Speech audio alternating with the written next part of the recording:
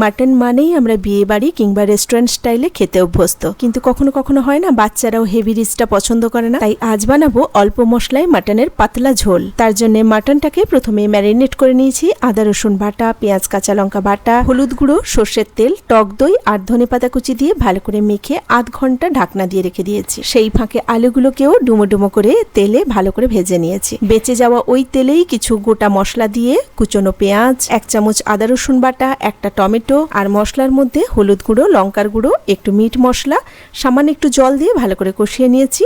পরিমাণ মতো নুন আর সামান্য চিনি দিয়ে মশলা থেকে তেল ছাড়তেই ম্যারিনেট করা মাংসটা দিয়ে দিয়েছি। মাংসটা কিন্তু আমি গ্যাসের ফ্লেমটা লো রেখে ঢাকনা দিয়ে প্রায় 20 থেকে 25 মিনিট কষিয়েছি। এবার মাংস থেকে তেল ছাড়তে ভেজে রাখা আলু আর বেশ খানিকটা জল দিয়েছি, কারণ আমি পাতলা ঝোল বানাবো। একটু গরম মশলার গুঁড়ো আর ধনেপাতা কুচি দিয়ে আরো 20 থেকে 25 মিনিট ফুটিয়ে নিয়েছি। মাটনের পাতলা ঝোল একদম রেডি।